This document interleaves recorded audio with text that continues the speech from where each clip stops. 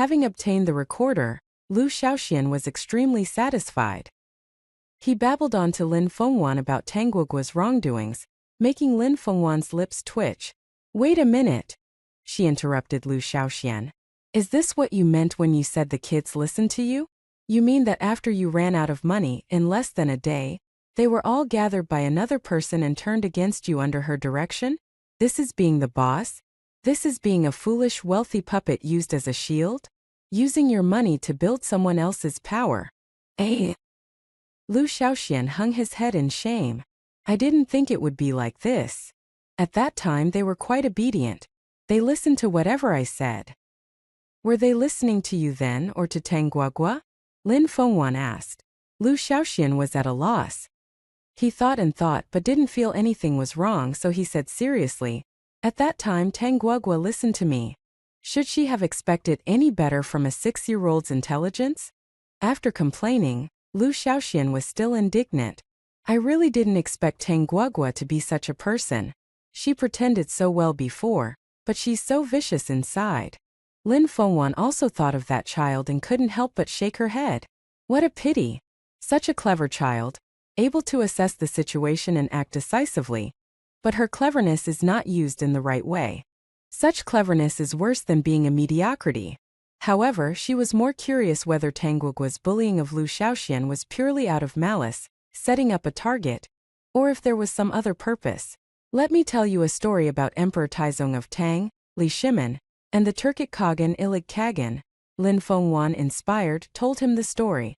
She told Lu Shaoxian how brave and skilled Ilig Kagan was, what kind of grudges and affections existed between the Tang dynasty and him, and how Li Shimin made Ilig Kagan dance at a banquet.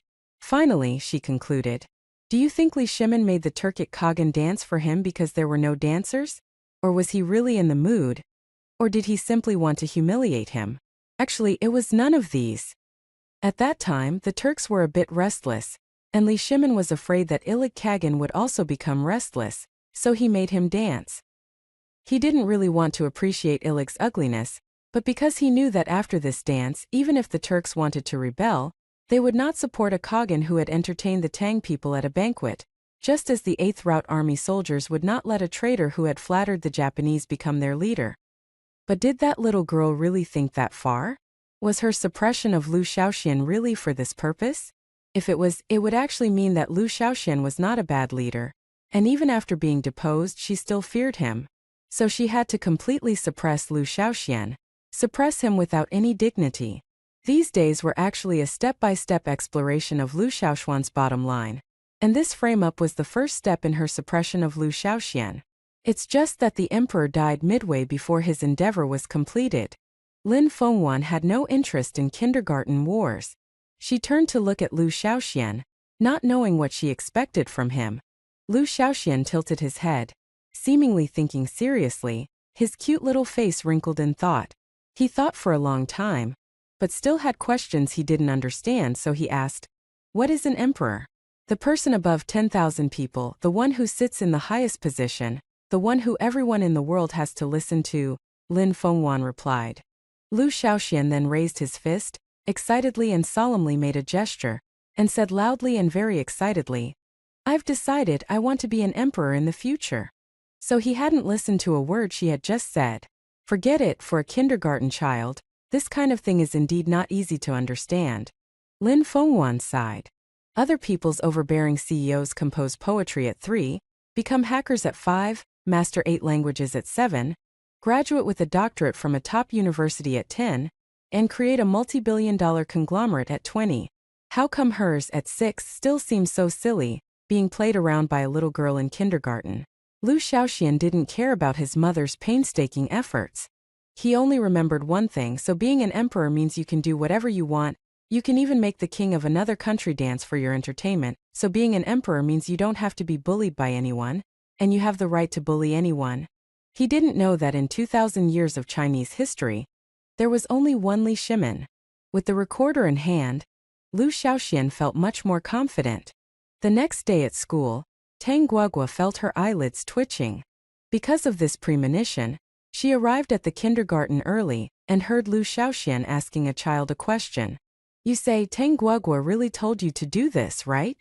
Lu Shaoxian spoke clearly and loudly. The child was bewildered. Yes, she said there would be snacks if I followed her. Tang Guogua's heart skipped a beat. The children didn't know the outcome of yesterday's events. Nor did they know that Lu Shaoxian had a recorder. Now, he clearly knew how to use the recorder.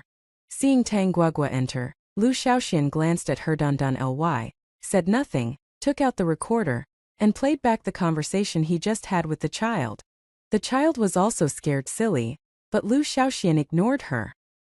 He now looked at Tang Guogua, gave her a wicked smile and then mouthed a phrase. Tang Guogua recognized it. He said, "I've got you." Tang Guogua felt like she had fallen into an ice cellar. All day long she was worried, afraid that Lu Shaoxian would tell everything to teacher Xiaoya. Her heart pounding. But he didn't. After a day of tension, Tang Guogua had just relaxed a little when she saw Lu Shaoxian chatting and laughing with teacher Xiaoya. Tang Guogua's heart leaped again. She was afraid that Lu Shaoxian was talking to teacher Xiaoya about her. So she quickly inserted herself between them, pretending to be curious and asked, "What are you talking about?" "Nothing," teacher Xiaoya smiled. Lu Shaoxian was telling her about some interesting things at his home. Children don't know any better and say everything, but as an adult, she couldn't casually discuss other people's family matters with the children, so she changed the subject. "Guogua, are you waiting for your dad to pick you up?" Tang Guogua nodded obediently, but her heart was increasingly flustered. What were they just talking about? Why wouldn't teacher Xiaoya tell her more? But she couldn't ask, she could only panic in her heart. This went on for 3 days and she was panicking every day. Every time she relaxed a little, she would see Lu Shaoxian talking to teacher Xiaoya, always looking at her while talking as if pointing at her. Tang Guogua even thought that maybe Lu Shaoxian should just tell teacher Xiaoya about the recording, so she could be done with it quickly, instead of being on edge every day. But Lu Shaoxian wanted her to be on edge, because he actually didn't have much evidence, and even if this matter was exposed, it wouldn't have much of a negative impact on Tang Guogua. Would the children stop playing with her? Didn't they already know what she did? Would teacher Xiaoya kick her out of kindergarten? No. Therefore, he wanted her to be on edge and constantly provoked her.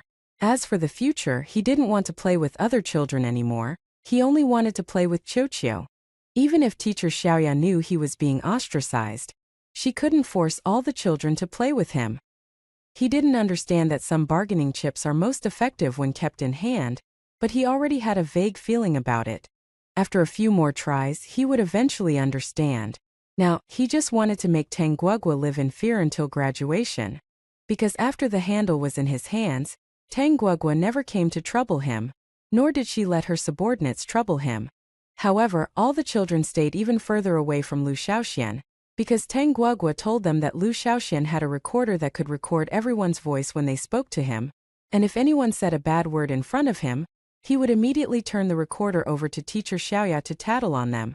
Time passed like this for half a month, and the small group Tang Guogua had established gradually began to become unstable. She had no more snacks, and she hadn't completely suppressed Lu Shaoxian. So, some people began to be dissatisfied, especially seeing how she feared Lu Shaoxian. They felt she was not worthy of being their leader. Tang Guogua didn't have enough strength to suppress these people, nor enough benefits to entice them, and she dared not move against Lu Shaoxian. So in less than a month, this small group she had temporarily established fell apart.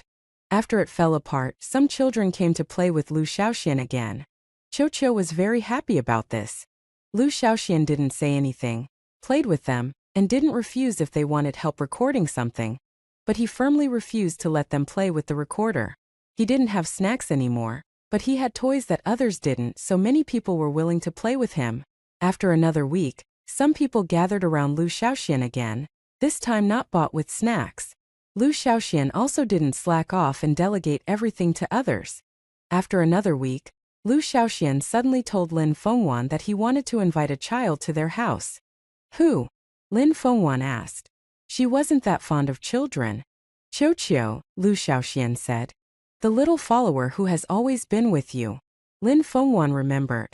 No, Lu Shaoxian shook his head, looked directly into Lin Fengwan's eyes and emphasized. Not a follower, a brother, my best brother for life. Lu Shaoxian has a brother now. This is an extremely unbelievable thing for Lin Fengwan. After all, although the original novel depicted him as lonely, lacking love, and in desperate need of the female lead to soothe his wounded heart, in reality, he trusted no one. If someone approached him, he wouldn't accept them without testing them 800 times. He was very solitary in nature, and the only one who could pass these 800 tests was the female lead. Even so, he still overthought things often. It could be said that his fate of being single forever was entirely his own doing. However, after observing carefully for over half a year, she found that Lu Shaoxian was indeed different towards this little boy named Qiuqiu. They treated each other as equals. Whenever something interesting happened, Lu Shaoxian would wait until there was no one else around before telling Qiuqiu about it, his eyebrows dancing and his hands gesticulating excitedly. But in front of other children, he leaned more towards being a cold and cool guy. It wasn't that he ignored everyone, but rather that he was indifferent to everyone, giving off an unapproachable vibe. Despite this demeanor, he still gathered a group of little followers. Now, when these children called him Big Brother, it sounded much more sincere. Time moved forward another year, and Lu Shaoxian started elementary school. And Shu still used his bicycle to take him to and from school. There were still 6 months left until he could take the exam. The elementary school was called First Experimental Elementary School. The scene on the first day of elementary school was much better than the first day of kindergarten. There weren't as many people crying. Lu Shaoxian was very happy to start elementary school. He had pocket money now. A lot of pocket money without having to do chores. On the morning of the first day of school, Lin Fengwan solemnly handed Lu Shaoxian his first week's allowance. Lu Shaoxian was so happy that the corners of his mouth stretched wide, and he couldn't suppress his grin no matter how hard he tried. He held his enormous amount of pocket money and simply gave up trying to control his expression, letting himself smile happily all day long. This attracted the attention of many teachers. It was rare to see someone so happy to go to school. But Lu Shaoxian didn't care about that.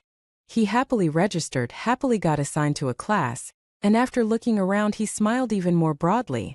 The students in elementary school naturally came from nearby kindergartens, so he saw many familiar faces. Oh, Qiuqiu was in his class too. After being assigned to classes and lining up, everyone returned to the classroom for lessons. In the first class, the teacher asked everyone to introduce themselves. One by one, students were called upon, and one by one, they went up to the front to introduce themselves. Lu Shaoxian felt that his time to redeem himself had come. Although he had gathered a group of little followers around him again, there were still people gossiping about him throughout the year. Lu Shaoxian. The teacher called his name from the podium, and Lu Shaoxian immediately answered loudly, "Here."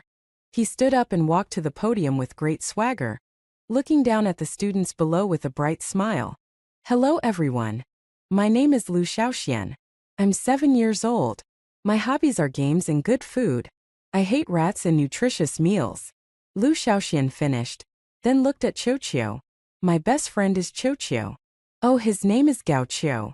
Qiuqiu, is there anything you want? I can buy you anything you want. My mom gave me pocket money."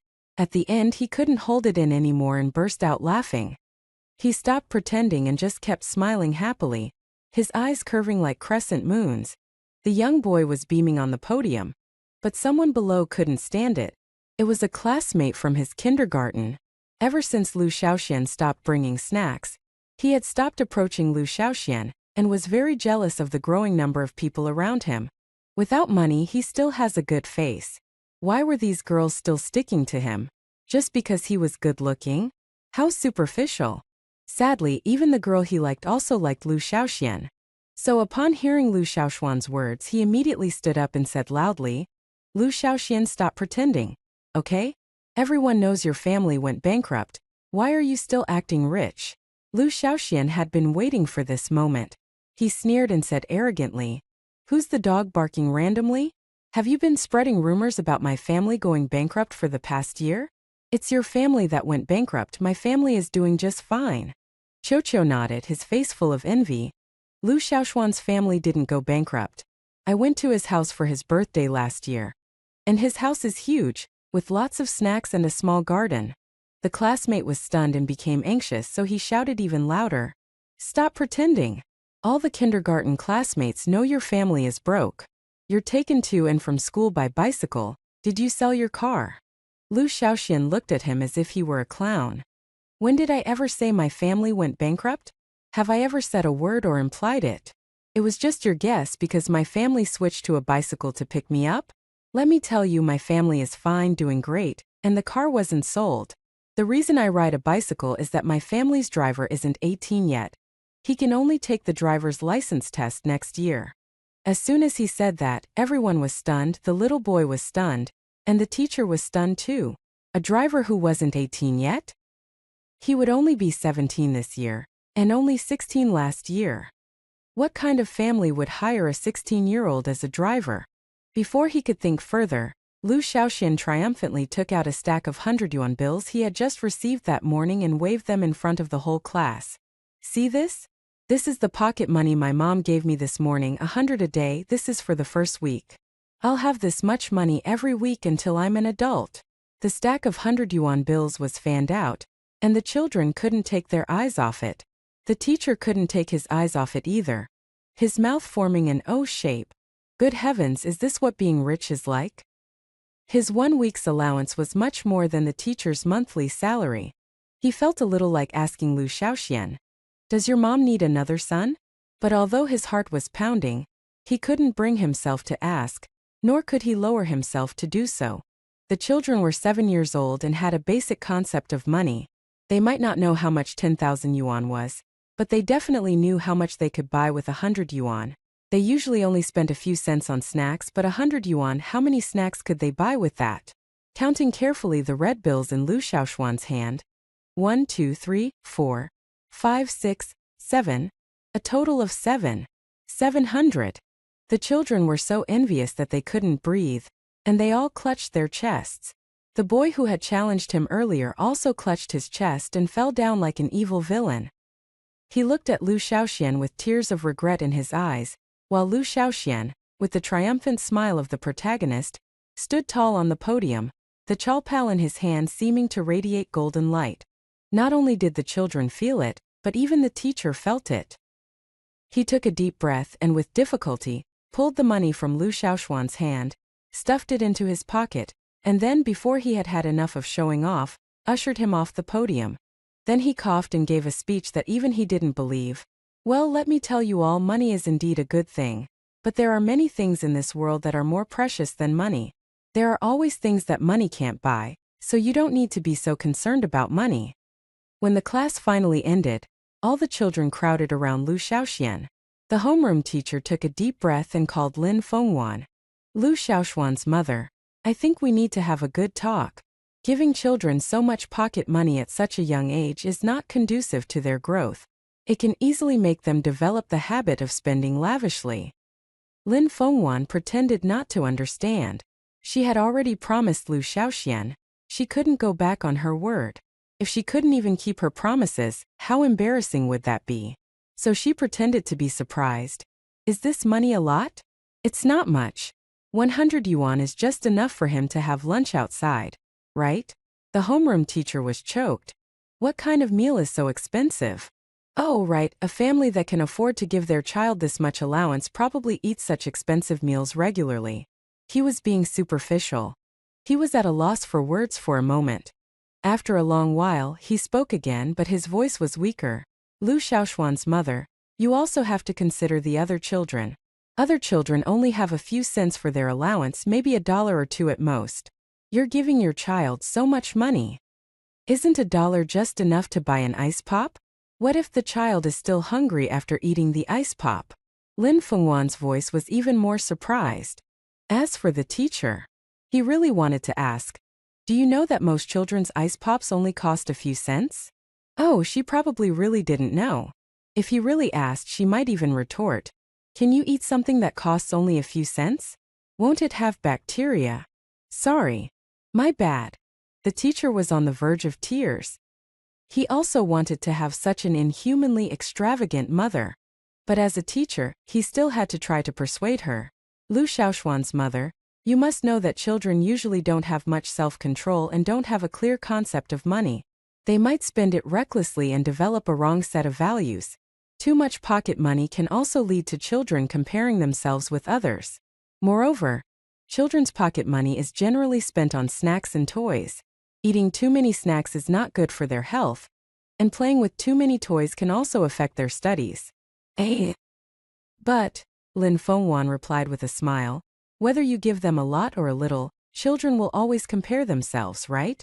It's just that those who are given less can only envy others, while those who are given more are envied by others. It's not like we don't have the means. Why should we let our child be the one who can only enviously watch others, instead of being the one everyone envies? As for money sense, don't worry, my child has a very good sense of money. If you don't believe me, pick any vegetable from the market and ask him how much it costs now. I guarantee he can tell you. He buys all the vegetables and fruits for our family, as well as milk and snacks. When he was in kindergarten, he earned money every day by working for me. He worked hard for 1 or 2 hours and I only gave him 50 cents. He already knows that money is not easy to earn. The homeroom teacher was stunned. He didn't expect this answer. As for snacks and toys, you don't have to worry about that either. He has tried all kinds of snacks from both domestic and foreign brands. He's eaten so many good ones that he's sick of them. Now, unless there's a new flavor, he won't buy snacks. The same goes for toys. We have everything at home. He likes those cartoon and tokusatsu toys. There's a special room in the house for them, ranging from a few cents to thousands of yuan. He has no interest in the cheap toys from the street stalls. Rather than him spending money recklessly, I'm more worried that he doesn't know how to spend it. The homeroom teacher. The homeroom teacher had no expression. His mind was completely blank. He thought of a certain foreign candy that he liked very much but was too expensive to eat even once a month. He thought of a certain mecha figure that cost 288 yuan that he had always craved but couldn't afford. He thought of his own childhood when his family was so poor. In order to avoid starving to death, they would get up before dawn in the early spring and walk 7 or 8 miles of mountain roads to dig for wild vegetables. Then on the mountain road they encountered a snake. In their panic, a friend fell down the cliff, blood splattering on the ground, and that small body never got up again. Is that so? Life has really improved for everyone now, the homeroom teacher said in a low voice. Yes, a soft laugh came from the other end of the phone. I wasn't born into a wealthy family either. I was really afraid of being poor when I was a child. Now that I have some money, I can't bear to let my son suffer like I did when I was young. Lin Fengwan's words were not without basis. This wasn't her past, but it was the original owner's real thoughts. The original owner was also from a poor peasant background. At that time, everyone's life was not easy. So, even after she had money, she didn't spend it on frivolous things but deposited it in the bank, living off the monthly interest. Having a child wasn't for the purpose of extorting money later. It was simply because she wanted a child of her own.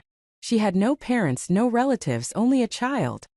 This child was her only attachment in this world. When she woke up in the hospital and saw her child's smiling face, she felt that her life had been redeemed. She began to learn how to be a good mother with all her might, although her child did not think she was a good mother. After this child grew up, he told his mistress that his biological mother was a woman who tried to climb the social ladder by sleeping around, and that she never cared about his well-being since he was young. Because he had flaunted his wealth, more people wanted to be friends with Lu Shaoxian, but he wasn't as blind as last time. He was essentially someone who learned from his mistakes, and after experiencing betrayal once, he wouldn't easily trust others again. However, this did not prevent them from establishing a superior-subordinate relationship. Lu Shaoxian spent the whole day being flattered. When Enshu came to pick him up at noon, he found him surrounded by a dense crowd of people. Their eyes looked at his bicycle with a mixture of fervor and bewilderment, as if the ordinary-looking bicycle was made of gold. "What's wrong?" he asked. On the way, Lu Shaoxian happily told him what had happened. Hearing his words, Enshu frowned. Society in this era was not as peaceful as 20 years later. Because cameras were not widespread and technology was not very advanced, the crime rate was not as low. How could you flaunt your wealth in front of so many people? Enshu was not envious of Lu Shaoxian having a lot of pocket money. He was just worried. What if they go home and tell others, and it gets heard by people with bad intentions? They might kidnap you, rob you, what will you do then? Lu Shaoxian stubbornly said. They can't get into the neighborhood. The security guards won't let unfamiliar faces in. What about at school? And Shu questioned. Or like now, you and me, riding a broken bicycle on the road, and suddenly a group of people rush out, stop us and threaten you with knives, what will you do? Lu Shaoxian was stunned. He hadn't considered this issue. He just wanted to show off and be his young master self again. Hearing his reasoning, Shu was also helpless. Why are you so obsessed with being a young master? Lu Shaoxian couldn't explain. I just want to be. Shu asked. The young masters in TV shows can speak 7 languages, can you? I can learn. Lu Shaoxian said loudly. He didn't go home, but dragged Shu to the Xinhua bookstore, and came out with a large stack of heavy books. Can you finish reading so many books? If not, let's buy them one by one. Lu Shaoxian was picking up books in the front, and Shu was trying to dissuade him from behind. But obviously, he couldn't persuade Lu Shaoxian. Seeing Lu Shaoxian taking more and more books, he took a deep breath and shouted loudly in resignation. I can't carry them. I can't carry so many books. My bicycle can't carry so many books. I have to carry a person and a pile of books, it's impossible. I can only carry 3 at most. The people in the bookstore turned their attention to them. Shu felt his cheeks burning, so he simply closed his eyes and stopped looking at others. He didn't know if others believed his words, but Lu Shaoxian seemed to. He hesitated for a moment and put all the books back, leaving only 3, which were textbooks for English, French, and Japanese. Shu thought for a moment, put the English and Japanese textbooks back, took 2 other French books, handed them to Lu Shaoxian, and continued to act shamelessly. I can't carry those 2, I can only carry these 3. Lu Shaoxian looked at him suspiciously. These 2 books were not thinner than the other 2. Textbooks were never thin. But he didn't dwell on it and said rightfully, then you'll have to come with me to buy books tomorrow and the day after. Shu was amused.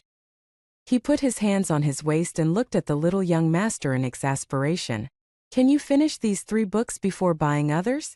Can you read 3 books in one day? Lu Shaoxian looked around. There were quite a few people in the bookstore now, and he felt a bit embarrassed being lectured like this. He immediately retorted, What's it to you? It's my own money, I can spend it however I want. Who are you to me?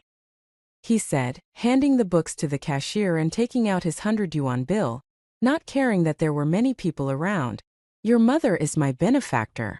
She doesn't have time to watch over you, so I have to do it for her.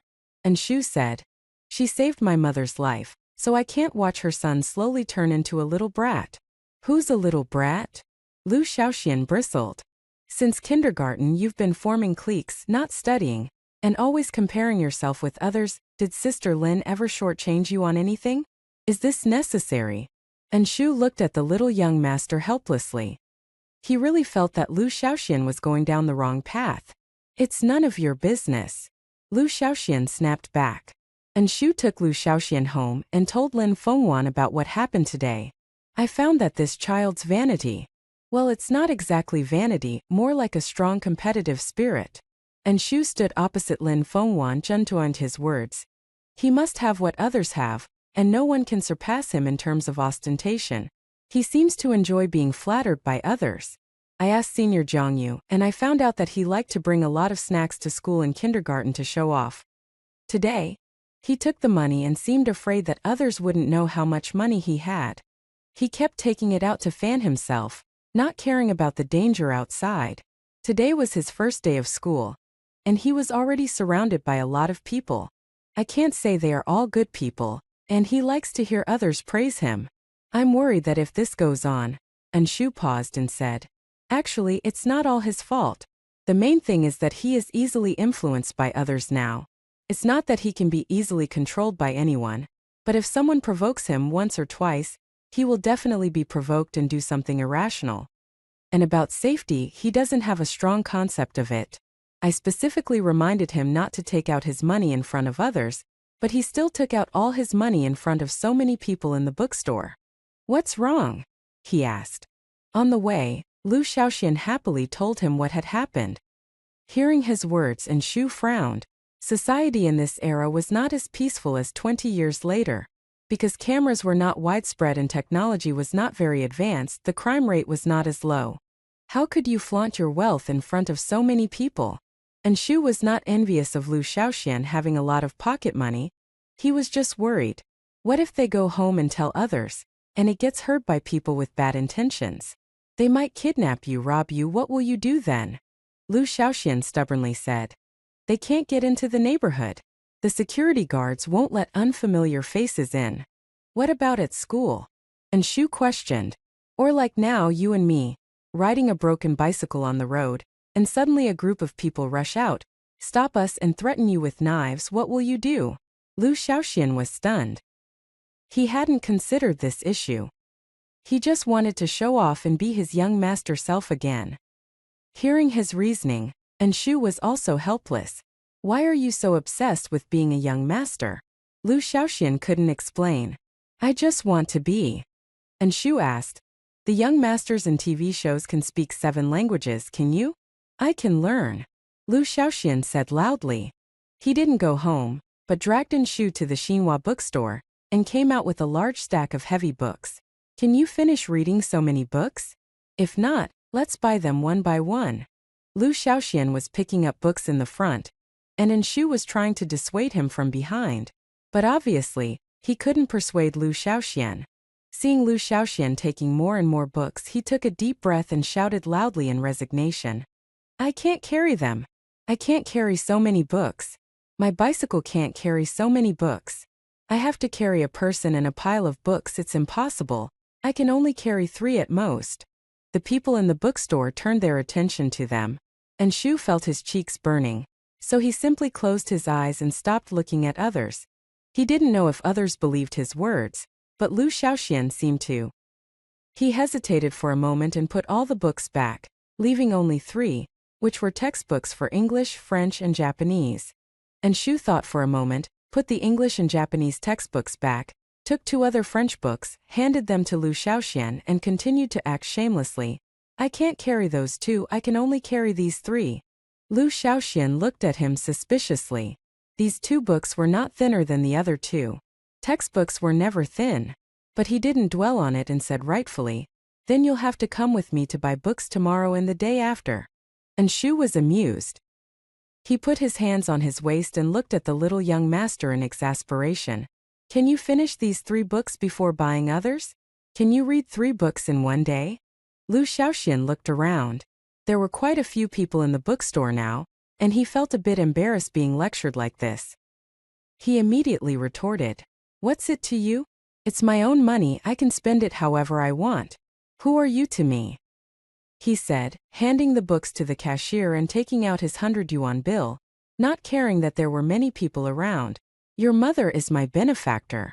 She doesn't have time to watch over you, so I have to do it for her. And Shu said, she saved my mother's life, so I can't watch her son slowly turn into a little brat. Who's a little brat? Lu Shaoxian bristled. Since kindergarten you've been forming cliques, not studying, and always comparing yourself with others. Did Sister Lin ever shortchange you on anything? Is this necessary? And Shu looked at the little young master helplessly. He really felt that Lu Shaoxian was going down the wrong path. It's none of your business. Lu Shaoxian snapped back. And Shu took Lu Shaoxian home and told Lin Fengwan about what happened today. I found that this child's vanity. Well, it's not exactly vanity, more like a strong competitive spirit. And Shu stood opposite Lin Fengwan, juntuined his words. He must have what others have, and no one can surpass him in terms of ostentation. He seems to enjoy being flattered by others. I asked Senior Jiangyu, and I found out that he liked to bring a lot of snacks to school and kindergarten to show off.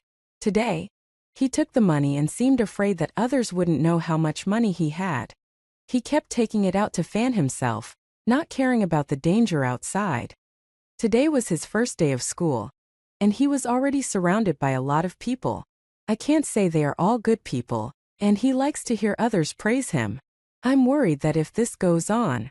And Shu paused and said, actually, it's not all his fault. The main thing is that he is easily influenced by others now. It's not that he can be easily controlled by anyone, but if someone provokes him once or twice, He will definitely be provoked and do something irrational. And about safety, he doesn't have a strong concept of it. I specifically reminded him not to take out his money in front of others, but he still took out all his money in front of so many people in the bookstore. It doesn't sound like a big deal, Lin Fengwan thought for a moment and said. She didn't have the same fatherly concern for Lu Xiaoxian as Shu did. She just said, "This child may not be that smart, and he may not be good at controlling himself, but he's not that stupid either. Let's wait and see how he handles it in a few days." Soon Shu found out. After dinner, Lu Xiaoxian hesitantly came to Lin Fengwan and described to her the cool bodyguards in various novels and TV shows. Lin Fengwan told him righteously that no bodyguard had superpowers. They could not kick a car flying, nor would they engage in gun battles like in movies, let alone disappear when not needed and suddenly appear when there was danger. Lu Xiaoxuan's eyes were filled with unconcealed disappointment. He still did not give up showing off. But from the next day on, he excitedly told everyone that his mother had hired a super powerful international special forces soldier to protect him in secret as his bodyguard. Many people believed it. It was still true that ordinary people really didn't understand the lives of the rich. They would think, if this family gave a child so much pocket money, how could they not hire a bodyguard to protect the child? Don't they worry about the child's safety? So the first half of the year passed without anyone suspecting anything. And Shu realized that he might have underestimated Lu Xiaoxian. Most of the time he was very expressive, showing off proudly when he had something good. He seemed very simple and easy to understand. Everyone got used to his attitude, even the teachers and classmates at school gradually got used to it. And every time he showed off, sometimes he would take out the thing, sometimes he wouldn't. But in those times when he didn't take it out, no one ever doubted that he didn't have it. Even if there was suspicion at the beginning, as long as they doubted it, he would take it out later. After a long time, no one doubted it anymore. This created a consequence. No one could tell if he was lying or not. If it weren't for his sufficient understanding of their family, Shu wouldn't be able to tell which of his words were false. Most of the time, he didn't lie to show off. He already had enough things to show off. He lied to avoid trouble. He flaunted his wealth in public and was afraid of being robbed, so he lied about having a super powerful bodyguard. When his classmates wanted him to be a sucker and treat them to meals, he would sense their intentions and proudly talk about how his mom was taking him somewhere to meet someone, how busy they were. Upon learning that he was busy, those people would back down, and after a few days it would be awkward to bring it up again. If someone directly asked him for money or things, if they were cheap and it was only once or twice, he would buy them. If it happened more often and the things they wanted were expensive, he would apologize and say that he had a rich friend who he had promised to give something to, and that he didn't have that much money recently. These things ranged from tens to hundreds to thousands of yuan. But if they asked why he could give such expensive gifts to those people, he would list what those people had given him, most of which were more expensive than what he gave them. After this happened many times, when someone wanted to ask him to buy expensive gifts, someone else would ridicule them, asking what they could give Lu Xiaoxian. But no one ever doubted whether Lu Xiaoxian really had such a friend. He thought that being flattered by everyone, Lu Xiaoxian would soon learn bad habits. But he didn't expect that he could always see through the various schemes outside and know what he should do. He knew which of those who flattered him were not good people, knew which of them had a social background, knew what their families did. But he didn't drive away those with bad intentions, nor did he look down on those from poor families. Instead, he gave everyone a suitable position and treated different people differently. He was a natural leader.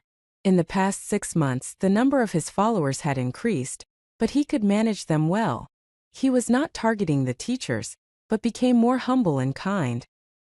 He was arrogant to his followers, but he did not appear domineering. And Shu watched him grow up with almost astonishment. He even realized that flaunting his wealth in the classroom on the first day of school might not have been just for showing off. After all, now no one in the experimental primary school did not know Lu Xiaoxian. And it all started from that day. Most of his first followers, except for those from kindergarten, also gathered because of that. He felt ashamed that he was outsmarted by a child. But after all, he was a child he had watched grow up, so he felt a sense of pride. Just like that, half a year passed and he got his driver's license. The 280,000 yuan car can finally be driven back home. Upon hearing this news, Lu Shaoxian was initially filled with joy and excitement. However, after more than a year, seeing the car that was once the envy of all the children in the kindergarten, he couldn't feel happy anymore. It was so childish, covered with so many Ultraman stickers. He didn't like Ultraman anymore. He had started to like Mecha Superman.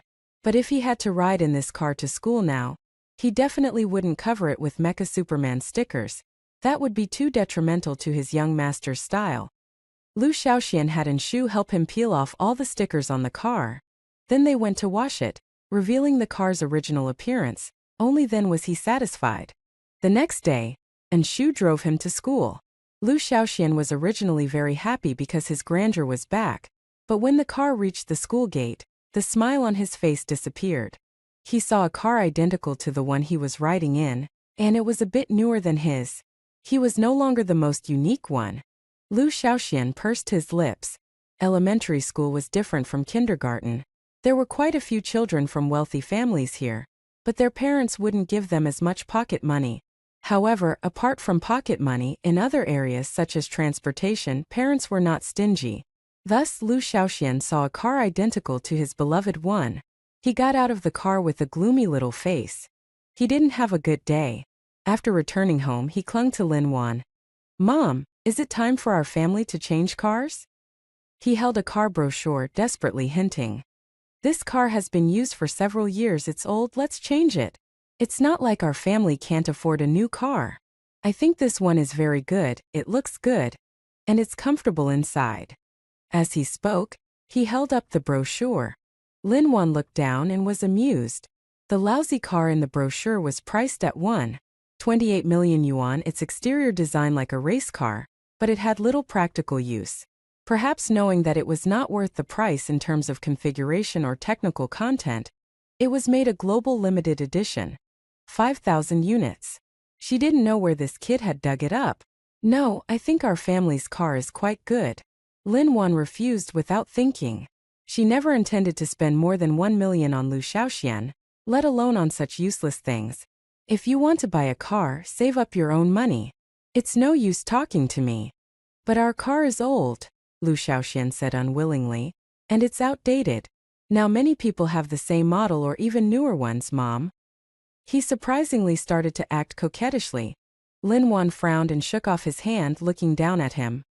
"I don't remember teaching you to compare yourself with others in everything, especially in such useless things. If you're so capable, why don't you live in the White House? Or if you have the ability, build a forbidden city. Why don't I see you comparing yourself with those people?" Lu Shaoxian was stunned. Not because he was persuaded, but because this touched on his knowledge blind spot. So he looked up and asked, "Is the White House a palace? What does it look like? Why live in the forbidden city? Is it very beautiful inside?" "Quite beautiful?" Lin Wan wasn't sure. "The White House is for the president to live in." "No, the servants should be able to live there too? The forbidden city is the same, the emperor can live there, the palace maids can live there, maybe even the dung collectors can live there. Still not high class enough."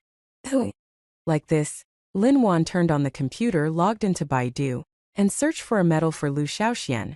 Here, the Medal of the Republic. What's so great about buying a car? There will always be someone with a better car than you. Even if you drive the most expensive car in the world, there's still the manufacturer who made it. They can make as many as they want, sell as many as they want. If you buy everything, others will just see you as a sucker, just like when you were in kindergarten. But this thing is different. If you can get this, 1.3 billion people in the country will shout your name and cheer for you. Your name will be recorded in history. If you buy a car, you can only show off for a while and then who knows who you are? But if you get this, from the moment you get it, every Chinese person born after that will have to know how to write your name and know who you are." Afraid that Lu Shaoxian wouldn't understand, Lin Wan opened a video of a concert with tens of thousands of people. Lu Shaoxian was shocked by the scene in the video. He had never seen so many people cheering for one person. 10,000 people from the sky looked like a group of ants, but this group of ants could form a huge circle. And 1.3 billion people. Spectacular, isn't it? If you can get this medal, the people cheering for you will be 100,000 times more than here. After Lin Wan finished speaking, she laughed herself. She was just joking. Everyone has dreams, after all, anyone can dream. But in reality, many people who shouted about becoming scientists when they were young end up working on construction sites. It's not because they don't have dreams, not because they haven't worked hard for their dreams, but because the reality and their talents don't allow it. But at this moment, Lu Shaoxian was stunned by the scene Lin Wan described. Just vaguely imagining it made his blood boil. He imagined himself standing on a huge stage, looking out a sea of people completely out of sight.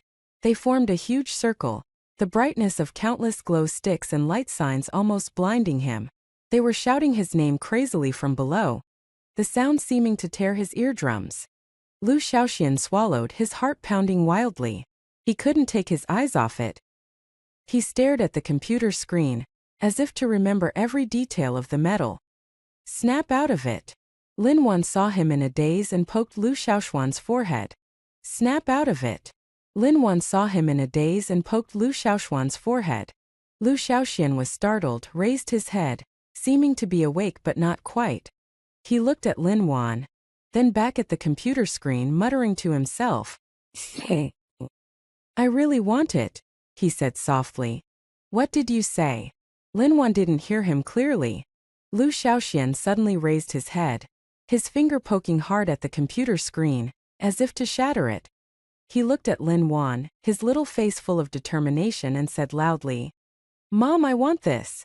Lin Wan smiled. This is something Mom can't buy, you have to strive for it yourself. Lin Wan smiled. This is something Mom can't buy, you have to strive for it yourself. Lu Shaoxian nodded heavily.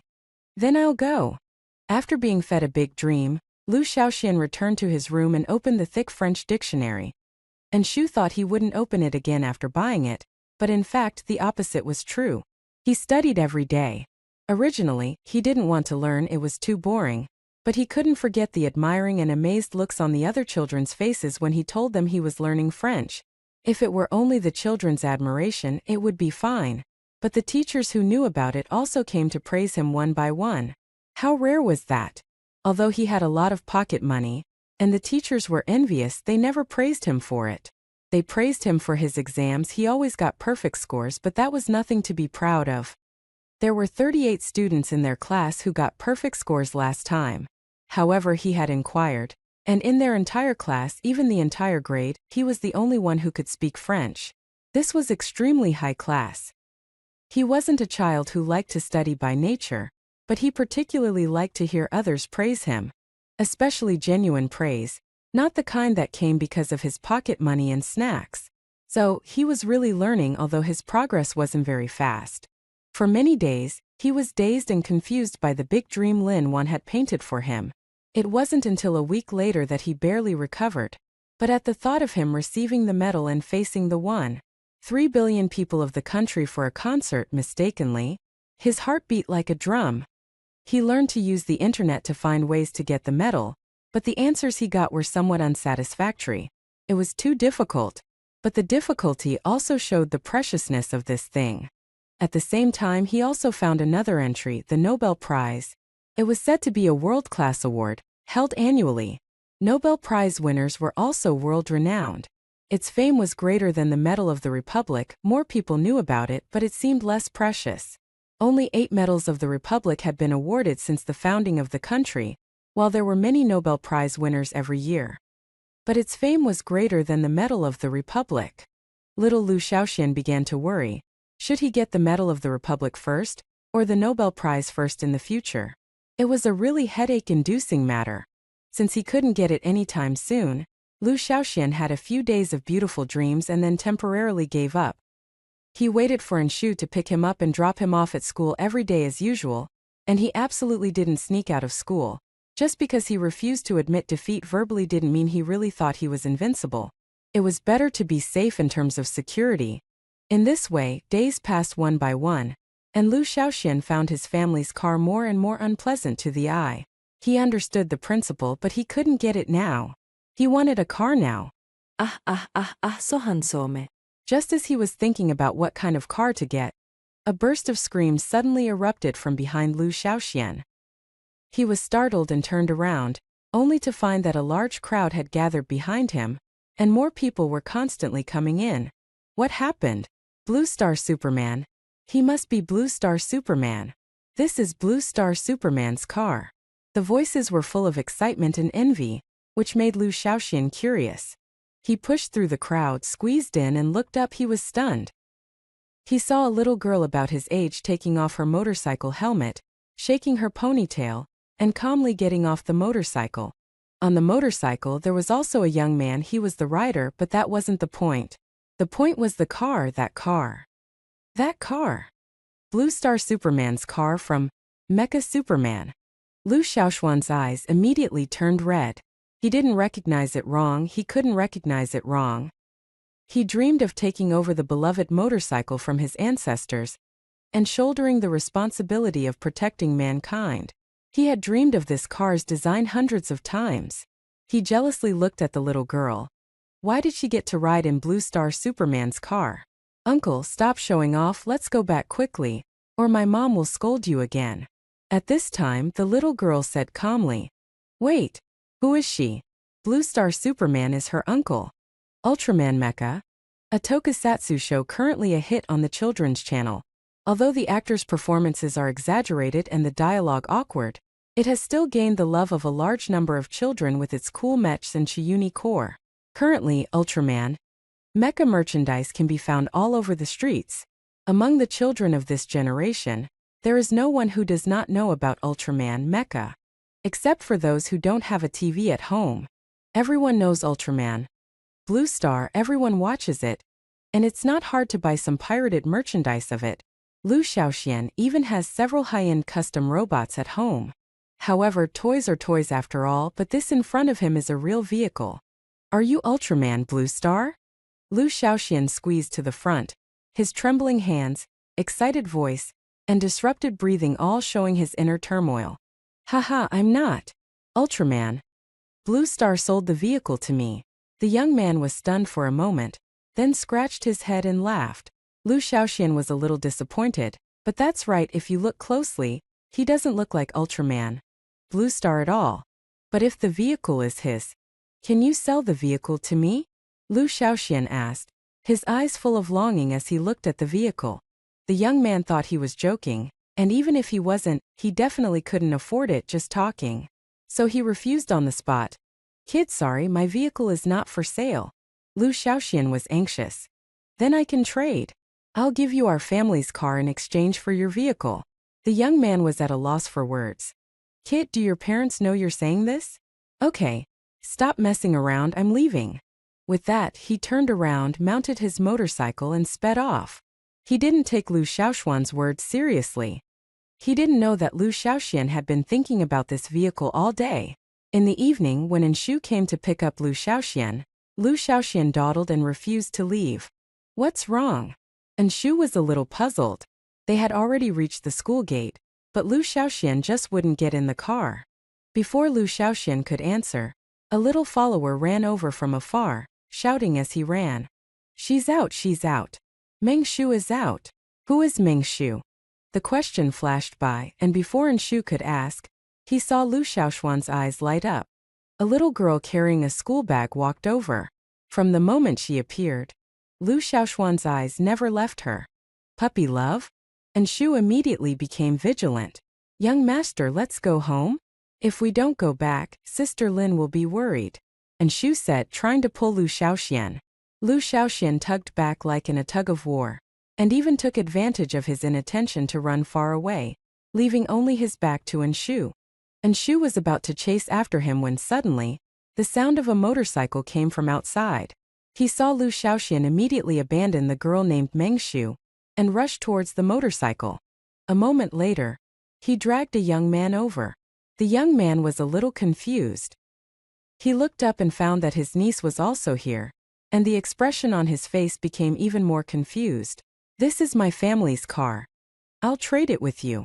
Lu Shaoxian confidently pointed to the large car Lin Fengwan bought for 280,000 yuan and said. The man glanced at the car and couldn't help but take a breath. He still liked cars, although he couldn't afford them. He knew the brands and prices of various cars. Now what is this little young master saying?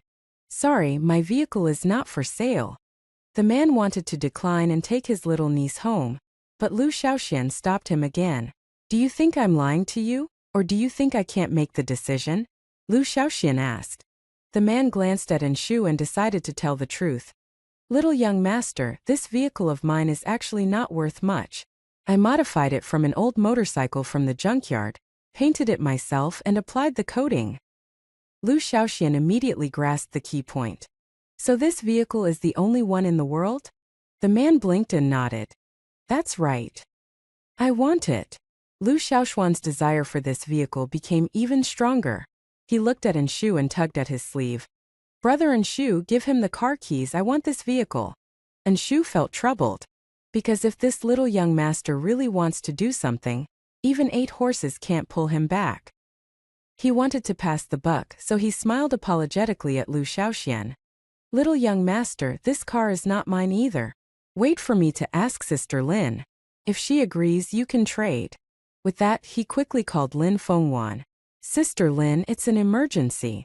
Come to the school. Shaoxian refuses to go back with me. He insists on trading the family car for someone's motorcycle. As soon as the call connected, he immediately said. The holder of the motorcycle, the young man, glanced at him awkwardly, then looked away. Lin Fengwan was stunned. What's the matter now? Lu Shaoxian was not easy to deal with. He was nothing like the protagonists of those cute baby novels. He was cute but not well behaved. His personality flaws were openly displayed, and he had no intention of changing. Enshu explained the whole story to her in detail. After hearing it, Lin Fengwan nodded. I'll go right away. In less than 10 minutes she arrived by taxi. Originally, the children were all dismissed at this point, but because of the commotion at the door, many parents hadn't left and gathered to watch the show. It was at this time that Lin Fengwan squeezed in. As soon as she squeezed in, she saw the little girl sitting obediently on the side, holding her school bag and notebook, writing her homework, and her eyes lit up. You are Meng Shu? So cute. The little girl raised her face, smiled shyly, and said softly and sweetly, Hello, Auntie. Lin Fengwan smiled even more kindly. She didn't want to get involved in this matter.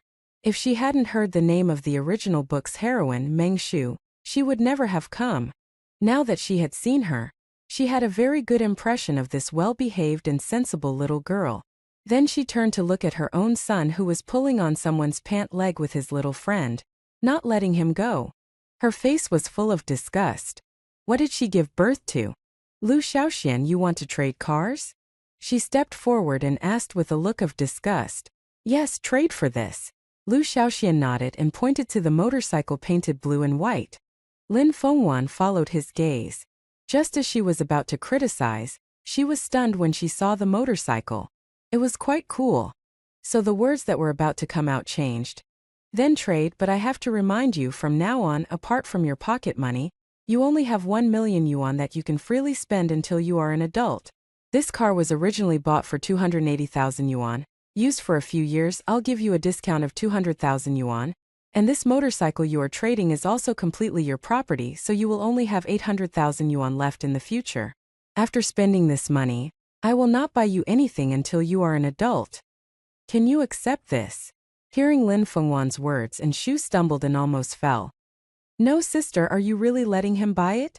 An old motorcycle just looks cool, let alone 200,000 yuan. It's not even worth 10,000 yuan, okay? And 1 million yuan. 3,000 yuan of pocket money per month, plus 1 million yuan of freely disposable funds before adulthood.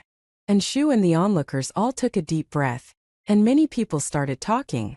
Today's 1 million yuan is not the same as the 1 million yuan of the future. Now the average person's salary is only a few hundred yuan. 1 million yuan is almost equivalent to more than 10 million yuan 20 years later. And this is the freely disposable wealth of a minor. He can use this money to buy anything.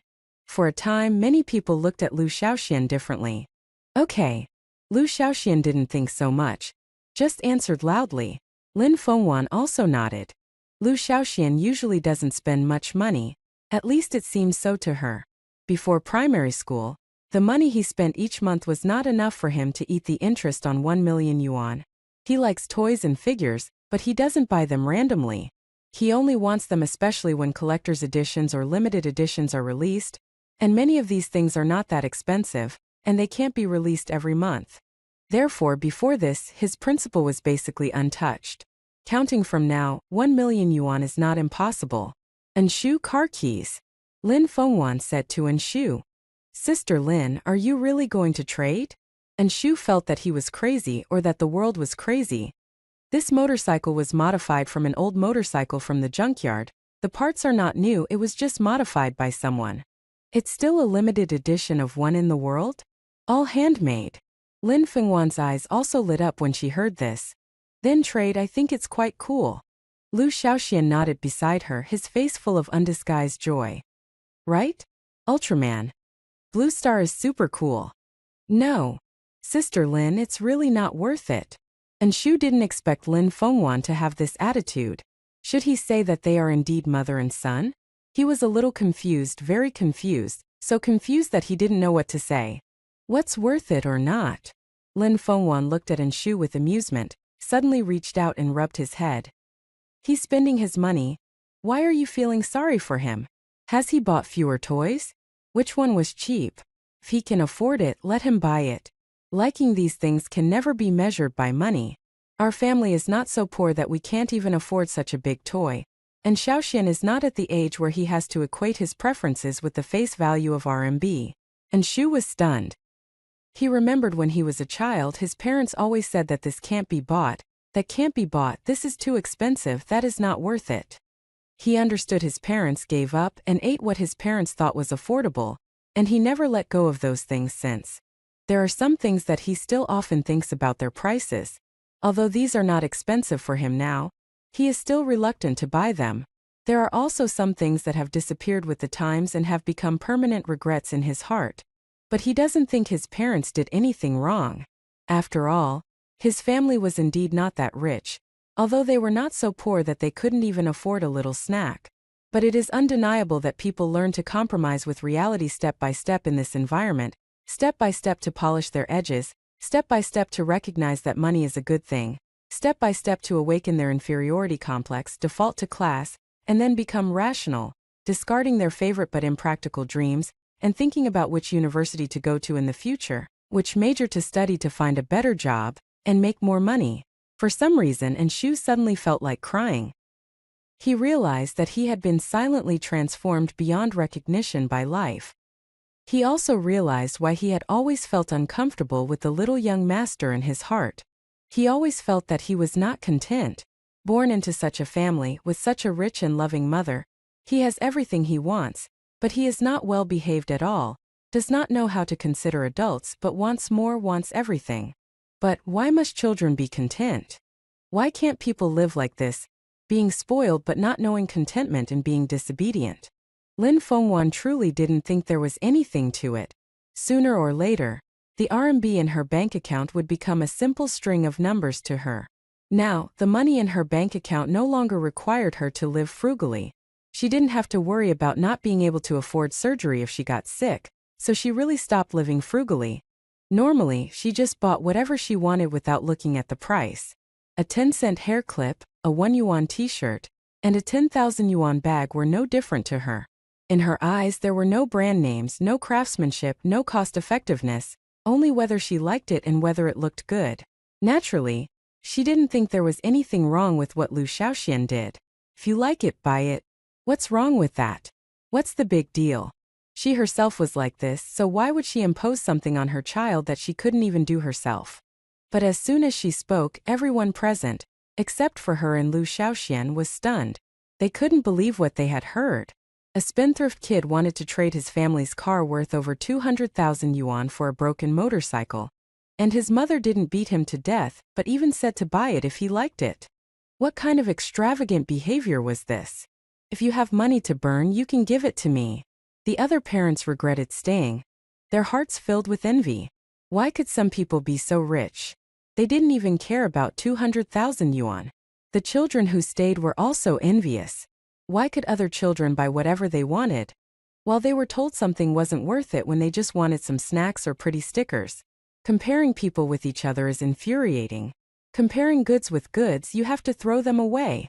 The young man riding the motorcycle took the car keys in a daze, feeling like he was still in a dream. He had just seen a basically intact motorcycle at the junkyard.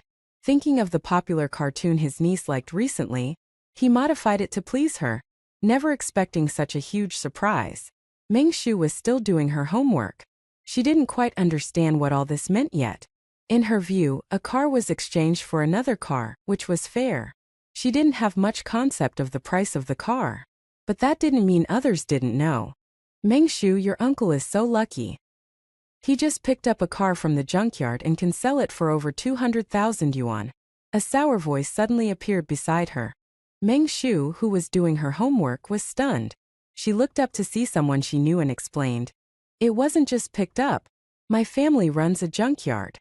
Ah, the person exclaimed exaggeratedly. Then don't you sleep in a pile of garbage every day?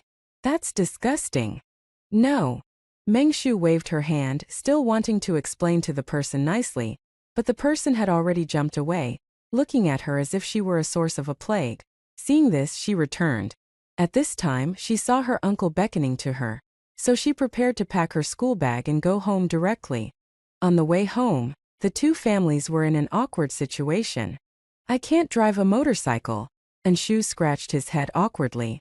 I can't drive this kind of big car either. Meng Shu's uncle also scratched his head. How about we take the kids home first, and then drive the cars to each other's homes? And Shu tentatively asked. The young man agreed. And Shu then drove, first taking Lu Xiaoxian home. On the way, Lu Xiaoxian clamored to ride the motorcycle, while Meng Shu sat quietly beside him, not saying a word. And Shu didn't agree. He had only one principle on this matter, that is, during the period when Lu Xiaoxian went home and to school, he absolutely could not leave his sight. In the end, and Shu still drove with Lu Xiaoxian and Meng Shu, taking Lu Xiaoxian home. Through the car window, Meng Shu saw the tall and exquisite villa. Its owner was obviously not very diligent. The garden, which should have been full of flowers, was overgrown with weeds.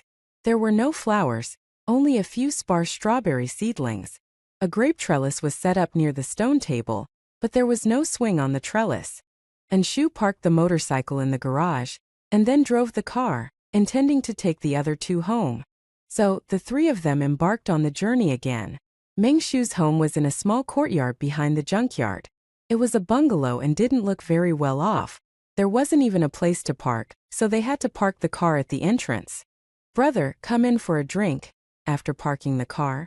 And Shu was about to leave when he heard the young man call out to him. And Shu turned around, smiled at him and refused. No thanks. I have to go back to class. The young man was stunned, not expecting this answer. He asked in surprise. You're still in school? Yes, and Shu nodded. High school. I'm already an adult. High school, that's great. The young man's tone was full of envy. In his time, those who could get into high school were all talented people. And Shu smiled again, checked the time. It's almost time for dinner and then for class. He immediately said goodbye to the young man and jogged to school. It was not close to the school from here. Taking a taxi was the best way, but he subconsciously didn't want to spend the money. After running back to school, he was drenched in sweat. The class bell had already rung. Usually, he would have arrived at school by this time. Today, because of the delay and the extra trip, he returned when the first evening self-study session was almost over. May I come in? He said, panting. The teacher glanced at him and let him in. The class continued. After class, and Shu was exhausted. He rested his head on the desk, dozing off. When he was about to fall asleep, the boy behind him suddenly poked him in the back. He was startled and immediately woke up. What? He asked impatiently. High school students weren't very good at reading people's expressions, nor were they very considerate of others' hardships. The boy behind him showed no apology for waking up in Shu, who looked sleepy. He just asked curiously, "Why were you so late today?" Something came up. And Shu mumbled. He didn't like to gossip behind people's backs, nor did he want to talk about Lin Fengwan and Lu Xiaoxian with others. What happened? Tell us more. The boy behind him persisted. And Shu was even more annoyed. Nothing. The young master's classmate's car broke down, and he asked me to take his classmate home. The classmate's home is far away, so it took some time. Oh, didn't the young master give you any compensation? Another person joined in. And Shu felt suffocated. Since he got this job and the right to leave early during the last class before lunch and the last class before dinner, when people found out why he was leaving early, a group of people swarmed around him like sharks smelling blood. At first they asked this and that, such as what the young master called him, how big his house was, what he usually ate. He answered them truthfully. Gradually, these people's questions began to deviate. Every holiday someone would ask him, "It's XX festival, didn't the young master give you something good? The young master likes to give gifts at school. Has he given you anything? The young master is so rich, didn't you ask him for XX? The young master's clothes are probably thrown away after one wear. Can you pick them up? The young master has so many toys, are there any he's tired of? Can you bring one back for me?" Even when he lied that he was just taking someone home, these people still had to ask, was he a thief or a beggar wanting to take everything he saw? If you want it, go buy it yourself.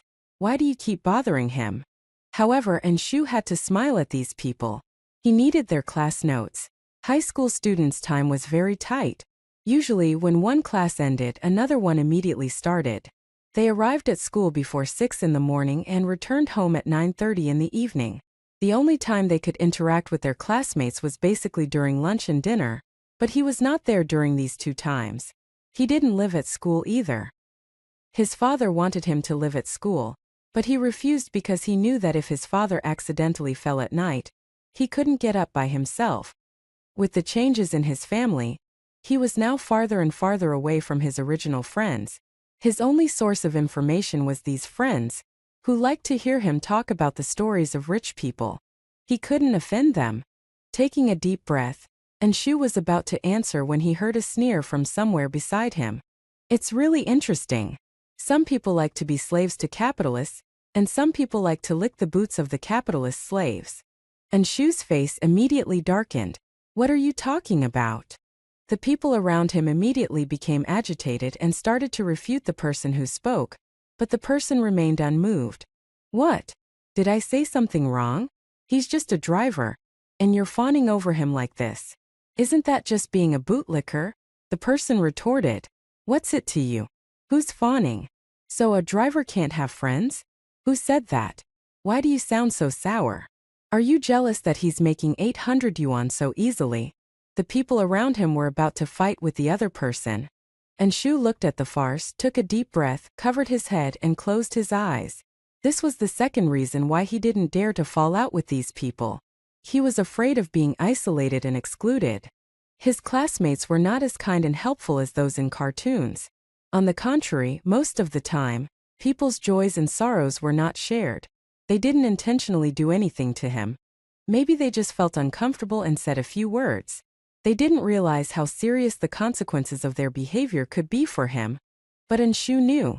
So he had to guard against everything. He told himself that he just had to endure for another year. After another year, he would enter university. At that time, no one would know anyone. He wouldn't have to maintain the current interpersonal relationships. He could start over and do whatever he wanted. But, when he got used to the current life, could he really abandon all the inertia of thinking at that time? Shu didn't know. He thought of Liu Shaoxian, who never had to worry about anything, never had to be sensible, never had to consider other people's ideas. He thought that Liu Shaoxian was nothing without his family, that this would eventually disappoint his mother, she would stop spoiling him and everyone would hate him. But no, more and more people were chasing after him. No one was dissatisfied, the teachers also liked him. He hadn't bribed the teachers, but the teachers were both annoyed by and fond of him. And Lin Fengwan, he originally thought that she would never agree to that ridiculous car exchange proposal, because neither he nor his parents would have agreed, but she agreed. As for the reason, she just said one sentence. She said, "Our Shaoxian is not at the age where he must equate his preferences with the face value of RMB. But he had to put a price tag on everything, including his preferences, and weigh the pros and cons repeatedly before making any move." After getting a new car, Liu Shaoxian was back to his bicycle days. His driver needed time to learn how to ride a motorcycle, so for now, a bicycle was his only option. To encourage Shu to learn quickly, Lu Shaoxian offered him a 200 yuan monthly bonus, starting the day he could ride the motorcycle. And Shu immediately threw himself into the task. Lu Shaoxian could easily afford more, but he wasn't keen on a monthly payment. A hefty bonus based on completion date felt risky. He could see Shu was dedicated but overworked. Unlike Zhang Mian and Zhang Yu, Shu rarely mentioned school or his family unless asked. Zhang Mian mastered the motorcycle in 2 months. It was hard to believe how Shu found the time to learn while juggling his studies. Unlike Zhang Mian, he didn't take any time off. He attended school, picked up Lu Shaoxian, went home, and then squeezed in motorcycle practice, severely cutting into his already limited sleep. Within a month he'd lost a noticeable amount of weight. "Are you okay?" Lu Shaoxian worried, his voice gentle. And Shu yawned, shook his head with a smile, and popped a mint into his mouth. "Fine, just been pulling a lot of all-nighters." Lu Shaoxian felt he'd done something wrong. But he wasn't sure what. "Didn't you want to ride a motorcycle? Hop on." And Shu grinned, beckoning him from the bike. Lu Shaoxuan's eyes lit up, instantly forgetting his worries, and jumped on. "Woohoo! I'm the Blue Planet Superman," he whooped, striking heroic poses. 4 days, Lu Shaoxuan's head turn rate was 100%. Not just at school but everywhere. Cruising around on his cool motorcycle, his face was impossible to miss, and he loved it. His excitement eventually subsided. "Let's get ice cream," Lu Shaoxian declared, leading his group towards the school gates. The school store didn't sell ice cream, but that wasn't a problem. Vendors outside the school fence sold them, and Lu Shaoxian had mastered the art of ordering. The back of the school wasn't a solid wall but a large iron fence covered in ivy. It was impossible to get through, but reaching out was easy. Vendors eagerly handed each boy an ice cream. They liked these generous customers, and Lu Shaoxian liked them because he could keep his followers happy without breaking the bank. Of course he didn't buy for everyone, but once someone got one, others would cling to him, hoping for a treat. After finishing, Lu Shaoxian tossed his wrapper in the trash and went to wash his hands. They stayed in a corner of the playground, avoiding the hallways, mindful of the school rule against outside food. By the wash basins outside the bathroom, Lu Shaoxian stopped dead in his tracks. He saw 2 girls pulling another girl's hair and dragging her towards the boys' restroom. "What are you doing?" he shouted, stopping them. The girls panicked, letting go. Seeing Lu Shaoxian and his large group only increased their fear. To many girls he was a prince charming, rich, handsome, elegant, generous, and aloof, the stuff of dreams. Now they were caught showing their true colors to their prince. They were furious with the girl they'd been bullying. It was all her fault. One girl, thinking no one noticed, viciously kicked the victim. Lu Shaoxian rushed forward, helping the girl up. Her hair, pulled loose from its tie, hit her face. He tucked it behind her ear, seeing tear-stained cheeks. "Meng Shu?" he asked, shocked. The girl didn't speak.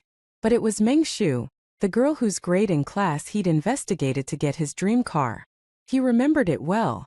Before he could ask what happened, one of the bullies yelled, "Wang! Oh, Lu Shaoxian, don't touch her, she's dirty. She's a garbage picker.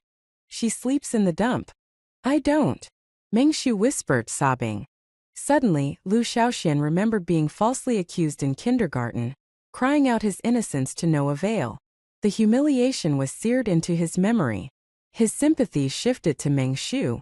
"What proof do you have that she sleeps in a dump? Even if she did, what business is it of yours? Is that your justification for dragging her to the boys' restroom?" Lu Shaoxian demanded, his voice cold.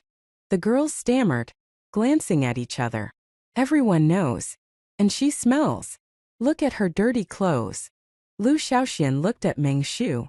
Her uniform was covered in colorful marker scribbles and insults. Her white sneakers were muddy, her pants' legs stained.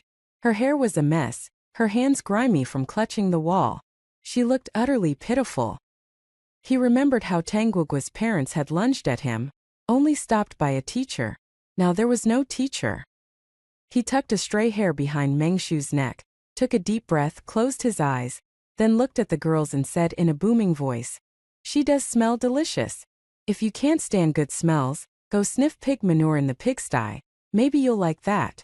Their faces flushed, but they didn't dare challenge him. Children understand power.